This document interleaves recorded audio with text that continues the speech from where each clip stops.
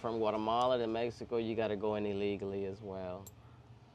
So, and it takes money, and then, you know, you can go, you know, with, you don't need, there's a coyote that you pay to get to the States. And if you have family that got money, $10,000 to get to the States if you have the money. But I mean, like, where am I in the world gonna get $10,000? But there's ways getting on a train in Mexico, which is very, very dangerous because I got tattoos and they might mistake me for a gang member or something like that. This is Emily, and then my daughter's name, my mom's name, it says fuck love, you know, and then they might mistake me for, you know, yeah, I was a kid, and then and it takes, I have to cross all Mexico, and Guatemala's like this, and Mexico's like. You know, and it's dangerous and all of that. And then people in Mexico are racist to Central American people as well. You know, you're Central American and you're in Mexico, they're not gonna like you. Good morning. My name is Joanne. I'm 47 years old. At 5 years old was the last time I was in Haiti. I have lived in U.S. all my life. I was forced to be living back in Haiti due to deportation. My life here is not stable, is uncivilized. I'm seeking the community's support and help to relocate to a better place where I can find work, housing, and the basics of life. Anyone that can help me, it would be gladly appreciated. Since being in Haiti, I've suffered from depression and PTSD. I was raped on the first week I got here. There's no security, there's no law, there's no police, there's no government that can help me to be safe. My only way out is if I leave. So please, if anyone out there is hearing this, help me to relocate.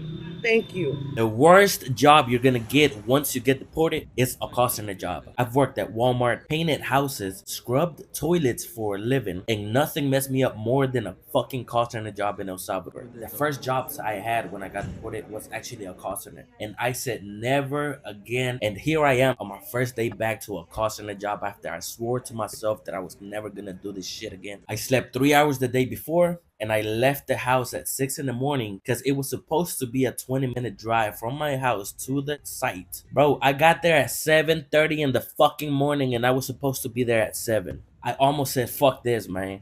All for $700 a month. When's the last time you were in Mexico? When I was 5 years old. That was 23 years ago. So I don't really remember. I don't really know the streets. I mean, I get lost when people try to explain directions. I don't understand. I look at them like what? You know, can I just show you my phone and you point where it's at, or is this how I go? And so it's definitely a struggle and definitely a new environment. But I'll adapt. You know, I'll survive. It's definitely even though everything is compact and like close to each other, everything is so far away. Like, yeah, you're close to wherever your little, you know, town is, a little pueblo, but like everything else is like super far. Like the center of Monterrey, it's super far if you're on a bus. Center of, you know, anywhere else it's far. But when you have a car, it's like 20 minutes. I look at Google Maps and I'm like, oh man, that's 20 minutes away. But that's, you know, with your own car. And when I put the public transportation, it's like 3 hours. I'm like, oh. What happens when everything you build disappear overnight? No job, no savings, no safety net. Today we are looking at real stories from immigrants who are deported, and what happened next might surprise you. Let's watch these clips and then I'll come back with more comments. Today makes 11 years since the date that I got deported from the UK and sent back to Jamaica. 11 years is a long time.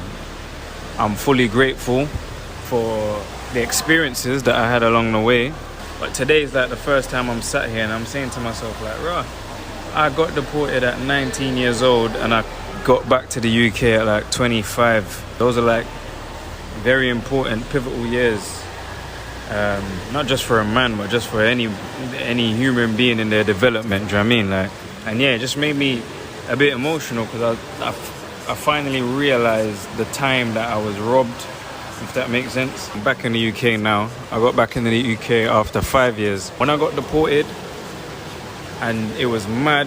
I remember people on Twitter just making bare jokes, laughing at me and all of that type of shit. Yo, all I know where they that laugh. All I know where they that laugh. Yeah. So couldn't matter. I'll make it through the other side, pussy. See it there? Give God thanks and give God the glory. You understand? Enough of them are embarrassed. Enough of them can't look me in my eyes because they were making jokes about me privately. You understand? 11 years later, I'm still standing firm and I beg no one for nothing. This shit either makes you or break you, innit? Made me, still not envy nobody. Still grateful for my situation regardless of what I went through. Yeah, love and love to everybody that's supported me along the journey. Right now I'm at home and I'm reflecting on 11 years. I'm about to go and make food for my kids. Do you get it? Like 2 brand new singles out right now. We got hella projects dropping this year. We got some special announcements coming. Like, honestly, man, it don't matter what it's looking like for you. As long as you tell yourself, say you're not lose, brethren, you're overs. Big up everybody that supported me along the way. Here's to 11 more years and beyond. Love. Officially deported my husband back to Brazil. Although we are happy that our nightmare is over, the same cannot be said for other people, and the details of what he went through and what he has told me absolutely sickened me and need to be known by the general public. Now, he has shared so much information, so much horrible information, that it's going to need to be addressed over the course of multiple videos. And this is what he told me just about the Louisiana facility. So they had gone without water for weeks. That being said, they were told they needed to shit and piss in a bucket.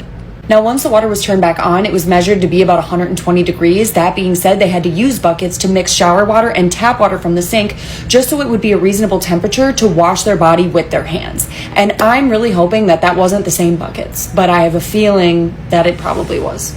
Although they're supposed to be allotted time outside at least an hour a day, I think by most standards, a majority of these facilities don't comply with that. That being said, they're surrounded by buckets of shit and piss and not being allowed outside for any sort of relaxation or any time away from the unsanitary, inhumane conditions. While we were on a video call, even though a majority of these apps, even in 2026, do not work and a lot of them are super glitchy, I could see people getting dressed in the background, people in bed, people in bunks, zero privacy because they have these things conjoined. So there's zero privacy for any of these people. Even as a wife who is trying to communicate with my husband through the glitchiness, I can see people unclothed, people in bed, people trying to relax. There's zero privacy in these, again, surrounded by shit and piss, and I cannot get over that. Like I said, I'm gonna have to make multiple parts because of all the information that he has shared with me, but I guess the last thing I will say is these people are all held in these facilities with zero knowledge of when they're gonna get out. No one has any answers. They can't ask guards. They claim to not know, and then they just get taken in the middle of the night. So a lot of these people are in there for months without being told when they're going to leave, when they can expect to go. So a lot of them are just sitting around hopeless, wondering how long they're going to be in these conditions with no answers, no one to talk to, and you just hope that someone put money on your phone so that you can at least call someone you love for just some peace of mind. And yeah, I will be sharing more in the future. The best piece of news is that my husband and I are reunited, and that is amazing, but we do not intend to stop bringing awareness to this issue and helping as many people as we can because these people need our help. And I hope that the people who have followed our story and who have found passion in our story and love to follow us will continue following us while we bring awareness to these other people who are dealing with these very real issues. Please follow along as we bring awareness to all of these issues for other people so that we can help as many people as we can. Do you see this video of this guy who was deported to Mexico after he showed up to his immigration appointment to try and renew his paperwork? Listen. I was in the United States working for Res Americas. I had just gotten a promotion 2 weeks prior to my deportation. That day I showed up. I walked in at 8 o'clock in the morning. I was dressed up. They called my name. And then they said, put your hands behind your back. And I said, why? And they said, it's the new administration. They put me in a room with like 13 other guys. We were all there to check in. Some were there just to change their address. The rooms were awful. I mean, concrete slab. The floors were just disgusting with fingernails and hair everywhere. I tried to do the best that I could in the United States. I was paying child support. Kept my head clean and respected the laws. Didn't drive without a driver's license, and I busted my butt. I felt like I was fine. And from one day to the other, 1 minute to the other, my wings were clipped. This is Miguel Angel Pastrana, and his story went viral after his brother Victor made a video talking about what happened to Miguel. And like Miguel said, he went to his appointment like he does every year, but this time they took him in, and like they said, it's because it's a new administration. He was taken in, and in less than 24 hours, he was deported. And he's been showing how Mexico has actually received them with open arms. Like in Casa de Inmigrantes, where he was fed. Even showing that at the immigration camps in Mexico, they're not treated like criminals, they're treated like people. I've tagged him below if you want to support him in any way and see what else Miguel had to go through. He is now in San Miguel de Allende trying to figure out how to rebuild his life. But this is what's happening to people under the Trump administration. We have seen too many times of people who have made the United States their home. They're working, they have a family, they're following the laws, they're even going to their immigration appointments when they have to, and they're still ending up deported. This was never about going after criminals, this is about going after everyone. So this isn't just about politics, it's about real people, real lives, and financial reality many face after deportation. And by the end of this video, you understand why so many say they lost everything. For many immigrants, life abroad isn't just an opportunity, it's survival. They send money home, they support families, and build futures. But deportation changes everything instantly. Imagine going from stability to starting over in a place where you don't even recognize. No job waiting for you, no income, sometimes not even a place to stay. And this is where the financial struggles begin. One of the biggest challenges is money. Many deported individuals return with little to no savings. Some hand debts and others hand families depending on them. And suddenly, that income is gone. Finding work isn't easy either. Skills may not even transfer, opportunities may be limited, and in some cases, there is stigma attached to being deported. It becomes more than just a financial issue, it becomes a mental and an emotional battle too. Painful goodbye with his family. He doesn't know when he'll see them again. Festus Odua is leaving all he has. We'll get to that. And the chance he took on Canada. My dad doesn't hug, so there you go. This is where I'm safe. I feel that Canada is a safe country and they are good people. That's why I came here. At least I can make a better family, make a better life. And that's what he did. Festus crossed the border at Emerson in 2017. He met Ricky last year while working in Winnipeg. They got married in January and welcomed their daughter in August. They moved to Ricky's hometown of Flin Flon, Manitoba. He's gonna miss her first Christmas, her second Christmas, her first birthday, my brother and sister-in-law's wedding, because we made a grave error in judgment. The couple began working on their spousal sponsorship application back in January when they were married, in hopes of getting Festus permanent residency. But they didn't file that until November. They said they were told to wait to include their daughter's birth certificate. We had it all ready to be submitted end of But our July. council advised us that we should wait. Wait for the birth certificate. It arrived on November 15th, 2 days after their meeting with the Canadian Border Services Agency, where he was told his departure date was Monday. This is all I got in my life. This family that I have here is all I got in my life for now. I don't even have a home in Nigeria to stay. I don't even have, if I come down on the plane, I don't even know where I'm going to. The Odua's lawyer asked CBSA to defer his removal until a decision was reached on the sponsorship application. It was denied. Guy Legras, Inland Enforcement Officer for the CBSA in Winnipeg, wrote in a letter he didn't discount the importance of the relationship between father and child, but he did not agree that a separation would have substantial or long-term effects on the development of the child. Legras also wrote Ricky could choose to relocate with her husband to Nigeria. There's kidnapping, there's Boko Haram terrorists, different terrorist groups, there's robbery, different crime, and yet they said my family can visit me. I'll figure out a way. I'll figure out a way. I love her so much.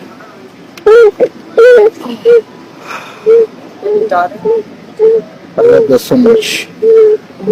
I wish this would never happen.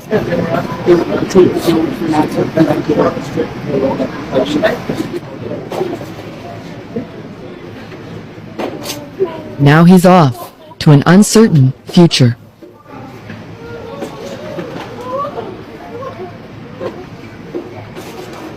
We just needed the spousal sponsorship file number and they would never have made him leave. Now it's so much harder to get him back. The family's lawyer has asked for a review of the CBSA decision, and Ricky won't rest till he's home. Behind every statistics is a human story. People who and dreams, goals and responsibilities. Some talk about the feeling of starting from zero. Others describe the pressure of supporting family without resources. And many say the hardest part isn't just losing the money. It's losing stability, identity, and hope. Now, this is a complex issue. Different people have different views on immigration and deportation. Some focus on laws and policies, others focus on human impact. But regardless of where you start, their financial struggles are real and they affect thousands of lives. So, the question is, what happens next for people forced to start over? And what can be done to support them moving forward? I would love to hear your thoughts in the comment section below. What would you do if you had to rebuild your life from scratch? Drop your opinion in the comment section below. And if you found this video insightful, don't forget to like and hit the subscribe button to join our family. Thank you so much for watching. I'll see you in the next one. Bye for now.